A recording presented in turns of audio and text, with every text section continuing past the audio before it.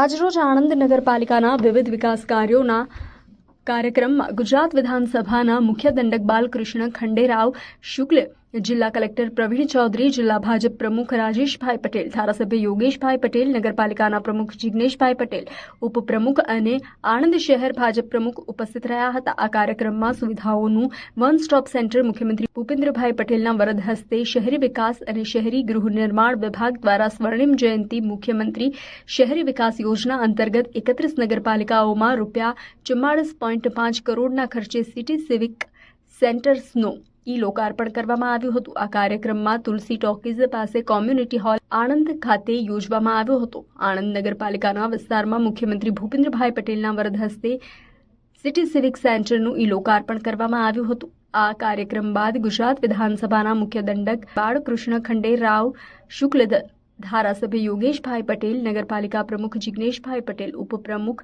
અને એક કાઉન્સિલરના હસ્તે એક વૃક્ષમાં કે નામના સ્લોગન અંતર્ગત વૃક્ષારોપણનો કાર્યક્રમ યોજવામાં આવ્યો હતો।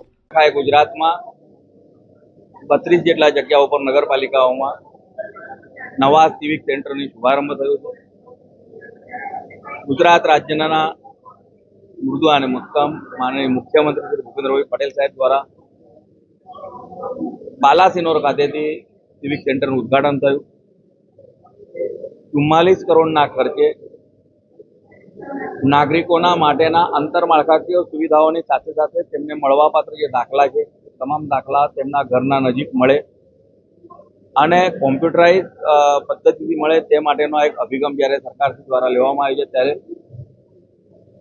અને હવે જ્યારે આણંદ નગરપાલિકા એ મહાનગરપાલિકા થવા જઈ રહી છે અને 85 સ્ક્વેર કિલોમીટર જેટલા એરિયામાં જ્યારે આ મહાનગરપાલિકા વિસ્તારવાની છે ત્યારે 4 લાખ જેટલા નાગરિકોને સીધો સીધો ફાયદો થાય તે માટે તેને આજે આણંદ નગરપાલિકામાં પણ સિવિક સેન્ટરનું ઉદ્ઘાટન થયું છે।